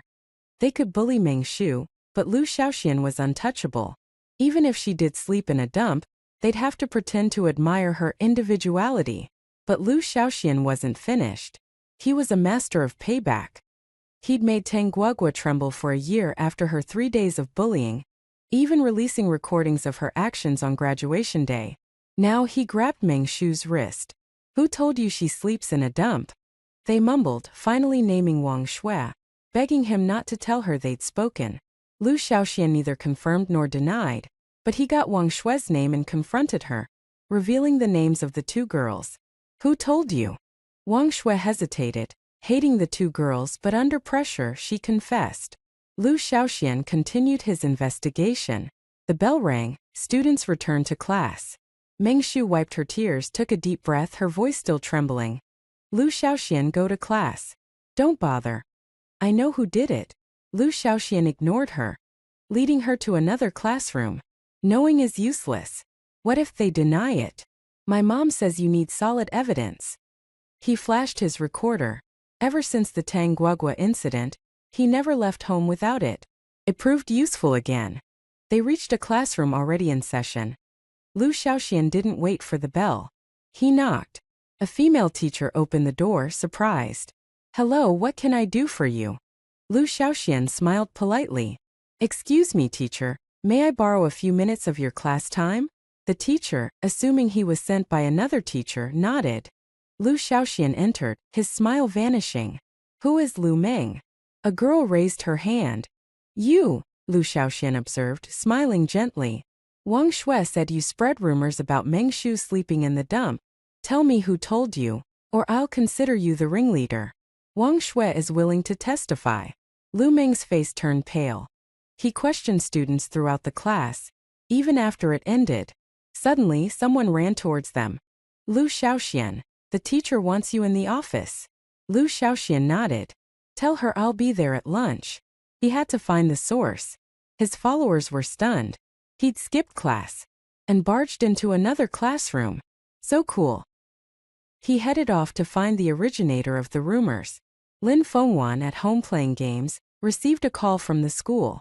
She arrived to find the office packed, like the Tang Guogua incident. But now it was the teacher Lu Shaoxian, Meng Shu, and a girl named Chan Jimei. Lu Shaoxian wasn't the victim. He was the investigator. "What happened?" Lin Fengwan asked. The teacher explained everything. Lu Shaoxian had found the culprit and brought her to confess. Terrified at the prospect of seeing the teacher, she cried, begging for forgiveness, just like Tang Guogua. But Lu Shaoxian wasn't soft or squeamish about crying girls. He slapped Chan Jimei hard across the face. Hearing what the teacher said about the whole incident, Lin Wan was overjoyed. She had always worried that Lu Shaoxian would become a bully, like the F4 in some TV series. After all, this little brat's character was far from upright.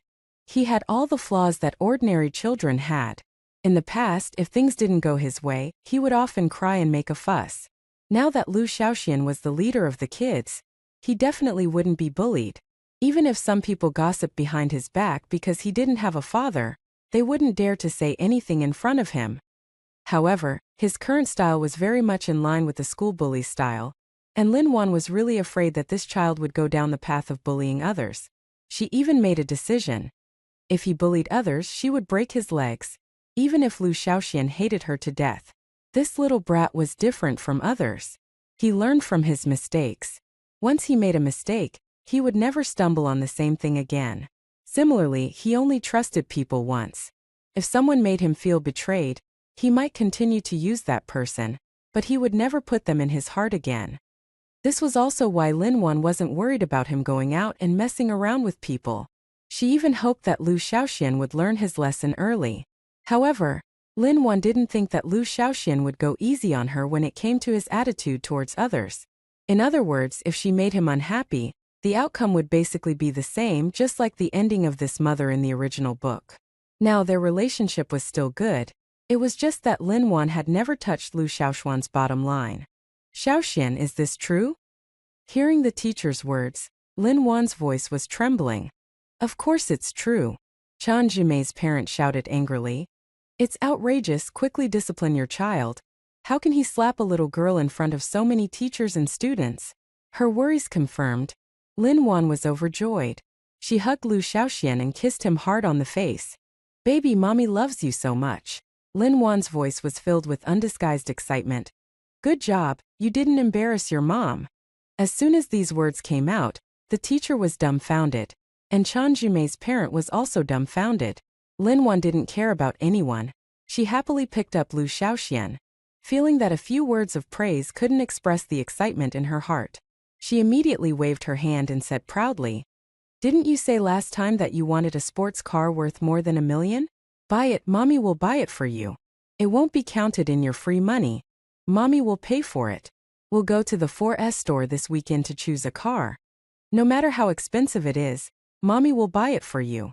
Lu Xiaoxian was stunned. He thought he was going to get a scolding.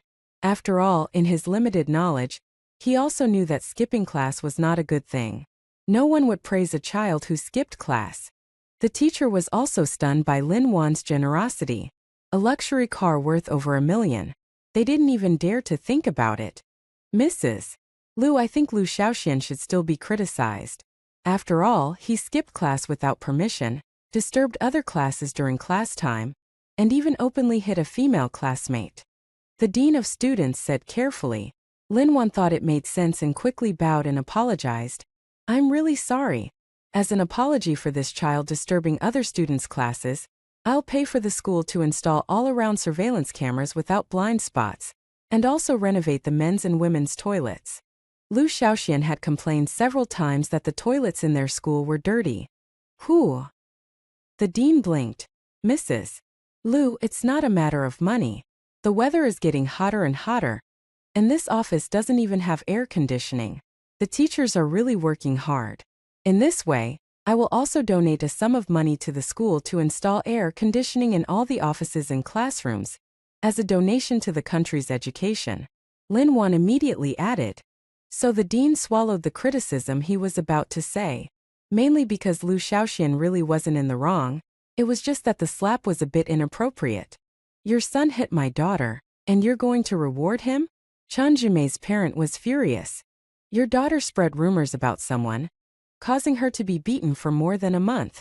She suffered so much, and you still think she shouldn't have been hit? Lin Wan retorted.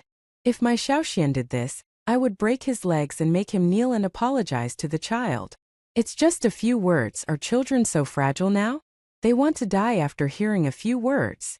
Chan Jumei's parent didn't buy it, but instead sarcastically said, I've seen it all. People used to hear gossip every day, and I didn't see anyone trying to kill themselves. Lin Wan knew that she couldn't communicate with this kind of person, so she nodded and said, The law stipulates that spreading rumors is illegal, and serious consequences can lead to imprisonment. Since you don't think it's a big deal, then we'll see you in court. I'll pay for and help Meng Shu's family to file a lawsuit. My lawyer doesn't have much to do lately anyway. After speaking, she added, Oh right, although your child is a minor and won't bear criminal responsibility, compensation is inevitable, and it will also leave a record at the police station. Ordinary people can't see it, but in the future when looking for a job. Chan Jumei's parent was stunned and lost their confidence. Who are you kidding? There are so many bullies. I've never heard of anyone going to jail. Many people who like to hit people when they were young are living well now, aren't they? Lin Wan smiled upon hearing this. Do you know that there is something called a private prosecution? There are many things in this world that are indeed written in the law, but because there are too many to manage, so under normal circumstances, as long as the victim does not file a lawsuit with the court, the authorities do not care, such as rumors and piracy. However, once someone files a lawsuit, the authorities will definitely investigate, and investigate strictly. They have to be worthy of the lawyer fees paid by the victim, right? Chan Jumei's parents believed it. They didn't have much education and didn't understand the law, mainly because Lin Wan's expression was too confident, and what she said was beyond their comprehension, but it sounded reasonable and well-founded. They panicked. They didn't want their daughter's life to be tainted. It's not a big deal for children to play around, right? If someone says something unpleasant, and you sue them in court, who will dare to play with your child in the future? Chen Jimei's parent hurriedly tried to smooth things over. They still didn't know Lu Xiaoxuan's status in the school. This is no longer a matter of playing around? Just what our Xiaoxian saw is not a small matter. Who knows how many times similar things happened when he wasn't looking? Lin Wan retorted. Besides, you shouldn't be saying this to me. You should be saying this to Meng Shu's parents. They are the victim's family. Chen Jimei's parents looked at Meng Shu's parents, who had cold expressions. We don't agree to a settlement, we absolutely don't agree. Chen Jimei's parents panicked. Suddenly, Chen Jimei's father slapped Chen Jimei in the face, stunning everyone present. I told you not to spread rumors. I told you to bully your classmates. Slaps landed on Chen Jimei's body, and Chen Jimei cried out in pain. Meng Shu's parents watched coldly. What was this compared to the grievances their Meng Shu had suffered for more than a month? If the teacher hadn't called them this time, they wouldn't have known how long their daughter might have been bullied. If the other parent had this attitude when they first arrived, they might have forgiven them. But when they first arrived, the other parent was like, I did it, what can you do about it? Seeing that Meng Shu's parents were firm, the teacher also came to mediate. They always liked to make big things small and small things disappear. They didn't care whether the victim should forgive or not. They just pressed the children's heads, forced one to apologize and the other to forgive, and then shook hands. As for whether the victim suffered so much and only got a perfunctory and insincere apology, and whether shaking hands with the perpetrator was disgusting, it was not something they considered. If you want to survive in this school, you have to shake hands and make peace. There's no room for negotiation. In the end, they still shook hands and made peace. Lu Xiaoxian and Meng Shu's parents were filled with anger. Lu Xiaoxian had never suffered any grievances. If anyone dared to make him feel aggrieved, he basically returned it on the spot. So when he left the office, he snatched Meng Shu from her parents, protected her behind him, and glared at the two parents. He told you to shake hands, so you shook hands? Why? You really don't know how much Meng Shu suffered. Why are you forgiving on her behalf? Meng Shu's parents were also very angry, but they wouldn't vent it on Lu Xiaoxian. They could only scold the school. What are the teachers at school? Forcing us to forgive. We don't want to forgive, but what can we do? Meng Shu has to go to school? She still has to study at school for 4 years, if the teachers make things difficult for her. Transfer schools. Lu Xiaoxian said matter-of-factly. After he finished speaking, Meng Shu's parents' faces became even more bitter. Transfer to where? Our home is here, where can we transfer her to? Transferring schools means moving. Even if we move and transfer schools, what then? Junior high school is assigned based on proximity. If she finishes 6 years here, she will definitely go to the best junior high school in the city. The teaching resources there are good. If we move, she will only be able to go to a garbage junior high school. Who knows how many students from that kind of junior high school can get into high school each year? Lu Xiaoxian didn't like this tone. Everything had to be considered for the future. Was it meaningful? Always considering the future now and choosing to endure hardship. In the future, you have to consider the even more distant future and continue to choose to endure hardship. When will it end? Just because you choose to endure hardship now, does it mean you will get better results in the future? Not necessarily. They were only in the first grade of elementary school now. High school was 8 years away. Just for a small possibility 8 years later. Was this anger going to be suppressed for a lifetime? He couldn't do it. Mom, let's sue her. Lu Xiaoxian hardened his heart and said, You don't want to make a big deal out of it, so you don't have to worry about it. I'll sue, okay? You can go back now and tell the teacher that you advised me not to make a big deal, but I didn't listen. I can't swallow this anger. It has nothing to do with Meng Shu. Let them target whoever they want to target me. Okay? As he spoke, his voice grew louder. Looking at Meng Shu, who was lowering her head and not speaking, he seemed to see the past, another parallel time and space, himself without a mother to stand up for him. If his mother had this attitude back then, he would have been furious. The more he thought about it, the more he felt aggrieved for Meng Shu. Lu Xiaoxian grabbed Lin Wan's clothes. Deduct the lawyer's fees from my free money, we can't let her get away with it. Lin Wan looked at Lu Xiaoxian and felt very gratified. Then she sighed because she was going to teach Lu Xiaoxian some bad things. My dear, I'm very happy that you think this way. Lin Wan rubbed Lu Xiaoxuan's head and said earnestly, but have you ever thought about a question? What if the words I just said were lies? Lu Xiaoxian was stunned. He raised his head and looked at his mother in confusion. Lin Wan showed a helpless smile and her voice was cruel. In fact, our country has no law that can define this kind of thing. This kind of thing brought to court can only be defined as children playing around. Chen Jimei will not be recorded, let alone campus bullying. Even if she killed someone, there is still the little bastard protection law. Oh right, the little bastard protection law is the juvenile protection law. At her age, let alone bullying others out of jealousy, even murder is not a crime. Lu Xiaoxuan's worldview had been shattered. From childhood, TV shows and cartoons had taught him that bad people were punished and good people prevailed. His teachers had echoed the same. He couldn't fathom a scenario where only the good suffered while the wicked went free. Now he knew. Chen Jimei had been badly hurt, her parents profusely apologizing, making it seem like they'd won. But it was a sham. If Chen Jimei's parents had even a shred of legal awareness, they wouldn't have gotten away with a mere apology. There are always ways around these what-ifs, Lin Fengwan explained. From what they said, I figured they're almost certainly legally illiterate. Someone who isn't legally illiterate wouldn't raise a child like that. Of course, knowing the law doesn't guarantee good parenting, but even a bad parent wouldn't resort to such clumsy tactics. But what if I encounter a legally savvy villain next time? Lu Xiaoxian persisted. Lin Fengwan looked at him with an expression that clearly asked, seriously? You're asking me this? She suspected he'd suffered some sort of intellectual lapse, wondering how he planned to build a world-famous company. Are you an idiot? If you encounter a stupid, bad person who's legally illiterate, you appeal to the law. If you meet a legally savvy but vicious villain, you appeal to their sense of morality. Who? Lu Xiaoxian blinked. How what? Lin Fengwan raised an eyebrow. Remember this.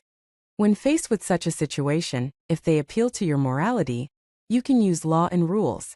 If they appeal to the law, you appeal to their morality. If all else fails, there's always public opinion. Your mother is undefeated in this arena. Of course, choosing your target is crucial. You have to know who you're dealing with. These two, for example, if they hadn't said things like, what's wrong with a little gossip? And we've always done this, I wouldn't have dared to use that tactic. Lu Xiaoxian felt he understood, but also not quite.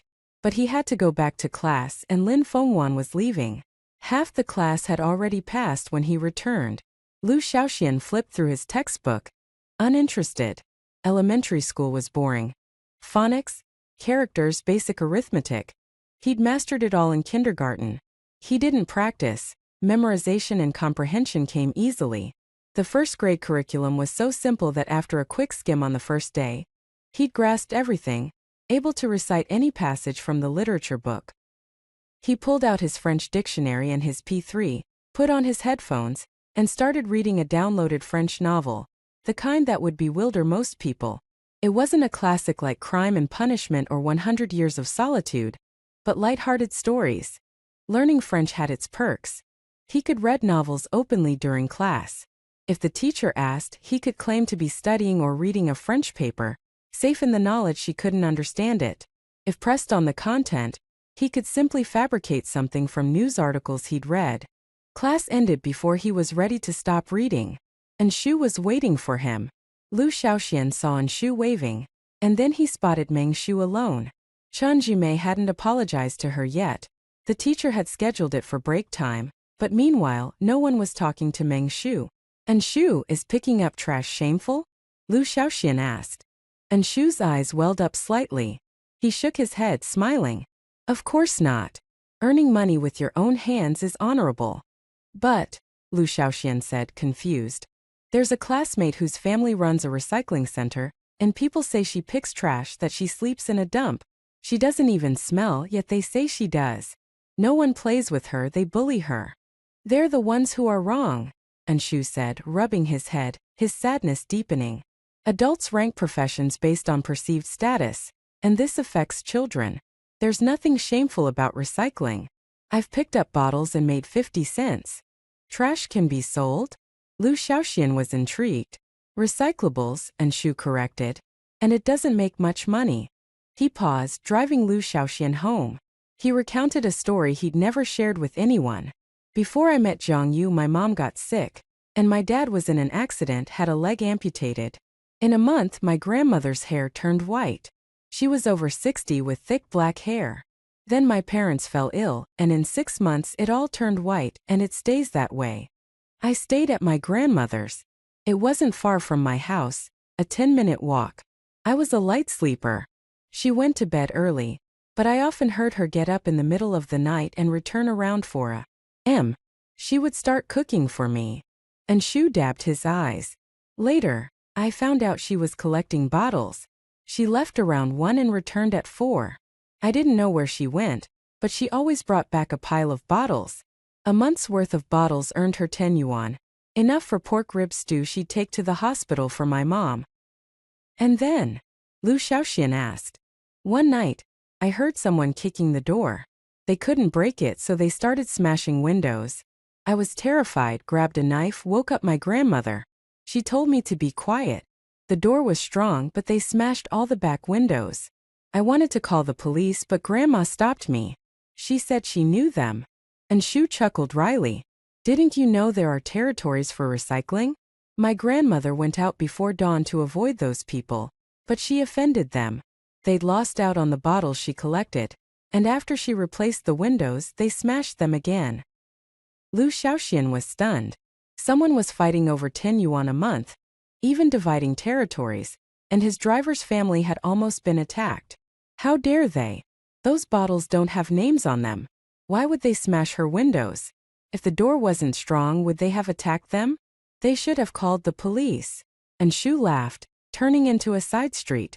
If you pick up a couple of bottles, it's fine, but if you go into someone else's territory and take all the bottles, they're going to get angry, of course. Lu Xiaoxian was shocked. 10 yuan a month? What can you even buy? Young master, poor families make do. Zhang Mian, before he was rich, his art supplies and food cost 100 yuan for 3 months. He only spent 40 yuan on food. Lu Xiaoxian didn't know Zhang Mian had been so poor. 40 yuan was enough for one weekend meal for him and his mom, and even that depended on where they ate. How did he manage 40 yuan for 3 months? A glimpse of a different side of the city's glittering facade had been revealed to Lu Xiaoxian. But without experiencing it firsthand, it was difficult to truly connect. Pulling up to Lu Xiaoxian's house, and Shu got on his bicycle. And Shu, Lu Xiaoxian shouted, does your grandmother still collect recyclables? No. And Shu stopped, turning back with a big smile. After I got my first paycheck, I bought gifts, and my grandmother apologized to everyone. She didn't like collecting recyclables, she just felt desperate, hoping to earn extra money to help my mom, to lessen the burden on my dad. Once she knew I could earn money, she stopped. I'm really proud of my grandmother. Lu Xiaoxian nodded. He went to find his mother. He clung to Lin Fengwan. Mom, can we collect recyclables this weekend? Lin Fengwan was speechless. No. Why? Because it's dirty. Lu Xiaoxian asked. Because it's tiring. Lin Fengwan rolled her eyes. Lu Xiaoxian, you replaced the stone lions outside with robots, turned the swimming pool into an aquarium, covered the books in the study with drawings, even released hamsters into the house. I didn't say anything. But you expect me to work with you? No way. Lu Xiaoxian countered. You didn't say anything, but you deducted from my allowance. His allowance was precious. His mother had created a chore chart, where only chores earned him access to certain things. Things you couldn't buy with pocket money. This included praise from her, cooking a meal, and even having her attend his parent-teacher meetings. A parent-teacher meeting costs 100 yuan. If he didn't pay, she would call the school and apologize for not being able to make it. Lu Xiaoxian valued his reputation. Missing meetings once or twice wasn't a big deal, but missing them constantly would make his classmates think poorly of him. Instead of scolding, she docked his allowance. Ruthlessly. Can I go with other classmates to collect recyclables? He tried. Suit yourself, Lin Fengwan said, her voice firm. Lu Xiaoxian nodded, not pressing further. He was at that fearless, inquisitive age where anything unknown was an invitation to experiment. Children at this stage usually face countless parental rebukes, warnings about what to do and what not to do. But Lin Fengwan didn't heavily restrict him. He hadn't experienced many such setbacks. If he made a mistake out of curiosity, the consequence wasn't scolding, but a tally on the cost sheet. Except for truly illegal or immoral acts, Lin Fengwan let him try anything, provided he was prepared for the consequences. The next day, he went to school and found Meng Shu. "Do you usually pick up trash?" he asked bluntly. Meng Shu's face paled. She looked at Lu Shaoxian, relieved to see only curiosity, not disdain in his eyes. "Sometimes I pick up bottles on the street," she whispered. She wasn't as naive as a month ago. The past month had taught her that people in different professions weren't equal. She was less willing to talk about her family. "Are you free this weekend?" Lu Shaoxian asked. Meng Shu nodded, unsure of his intentions. "Can you take me?" "Trash picking?" "No, bottle collecting," Lu Shaoxian said. "I want to see what sells, how much it's worth. I've never done this before. I wonder if a day's worth of bottles can buy an ice cream." "Probably." He sounded uncertain. Meng Shu was dumbfounded. "You want to pick up recyclables with me?" she asked, bewildered. "Why?" A boy who lived in a mansion, drove a luxury car, and received hundreds of thousands of yuan in allowances. Why would he want to pick up trash with her? She couldn't comprehend it. "Come with me." Lu Shaoxian winked, smiling. "And Shu told me some things, and I want to see for myself." Despite the odd request, Meng Shu agreed. Saturday arrived, and Lu Shaoxian met Meng Shu at the designated time and place. She was dressed conservatively, bundled up in thick clothing, a hat concealing her hair, and a mask covering her face. She silently produced a mask for him. "Aren't you hot?" Lu Shaoxian asked. Meng Shu mumbled. "It's okay. You should wear a mask. Recyclables are still trash and might smell." Lu Shaoxian refused. "No way. Too hot." He wore a t-shirt and black pants, his arms and face exposed, unconcerned. Meng Shu urged. "Wear it. Aunt Lin will be upset if she finds out." "My mom won't be upset, I told her." Lu Shaoxian thought her worry excessive. He pulled out a brand new burlap sack from his bag. "Look, she got it for me. I told her yesterday I was going to pick up recyclables, and she even asked the store downstairs for 2 sacks. Meng Shu was puzzled. What was there to be proud of? She'd asked her parents if recycling was shameful. They'd said it wasn't, but cautioned her against mentioning it openly because many people misunderstood. She understood, recycling was shameful to many people, otherwise why would her parents hide their jobs? She was a child but not stupid. She knew exactly what adults thought. From then on, she stopped picking up bottles, becoming increasingly cautious to avoid being judged. Lu Shaoxian, maskless, walked confidently. His family background gave him the confidence. Meng Shu, still masked, dragged a large sack, mostly silent, occasionally pointing out sellable items and explaining what to collect. Soon midday arrived. They were tired, the sack half full. "This is worth a whole yuan?" Lu Shaoxian patted the sack, feeling satisfied. He guessed how much they'd make, planning to buy 2 better ice creams afterward. They'd worked hard. Meng Shu sat beside him, sweating. A yuan? 20 or 30 cents would be more realistic. But she didn't dampen his enthusiasm. Resting on a bench, Lu Shaoxuan's stomach rumbled. He rubbed his belly, pulling Meng Shu up. "Let's eat. I'm treating you." He pulled her along, farther than he usually went. He spotted a restaurant, a buffet with a huge self-serve ice cream machine. He dragged Meng Shu and the sack inside. Meng Shu flinched, wanting to pull away. The restaurant was upscale, clean and expensive. They were dirty, carrying a sack of bottles. But Lu Shaoxian was strong. He pulled her in. All eyes turned to them. "Can I help you?" a waiter asked, his smile overly cheerful. Meng Shu felt disdain beneath the politeness, shrinking behind Lu Shaoxian. "We're eating," Lu Shaoxian announced, finding an empty table, plopping the sack down and grabbing a menu. "Where are your parents?" the waiter asked smoothly, his eyes noting the logo on Lu Shaoxuan's shirt and his shoes. "Not here, just us," Lu Shaoxian said, nudging Meng Shu. "Meng Shu, what do you want?" Meng Shu nearly fainted looking at the prices. 8 yuan for a simple fish dish, 12 for ribs. This was a ripoff. She stayed silent. Everything was expensive. Lu Shaoxian asked, I'll order whatever I like, okay? He ordered 3 dishes, 1 soup, and 2 bowls of rice, 30 yuan. For 2 people. Too expensive? Let's go. Meng Shu pleaded. It's fine, not expensive. Lu Shaoxian reassured her. My mom and I spend more than that casually. Wait here. I'm getting ice cream. He jumped up. Meng Shu grabbed his shirt, anxious. Lu Shaoxian, guessing her fear, pulled out a 100 yuan note, putting it in her hand. If I run, use this to pay, keep the change. He gave another to the waiter. See, real money. He happily went for ice cream. Meng Shu waited anxiously. Soon he returned 2 huge ice cream cones. Meng Shu stared, stunned. How were they so high? I asked, they said 1 per person, so I used my skills, he said, handing her one. I got vanilla chocolate. Hope you like it. Meng Shu cautiously took it, swallowing. She'd never had such ice cream before. She ate it readily. The food arrived. The aroma filled the air. Meng Shu tasted the soup, surprised by the difference from her family's cooking. Same ingredients, same method, yet completely different flavors. It was far superior. After eating, the stares felt less intense. Then she noticed Lu Shaoxian was gone.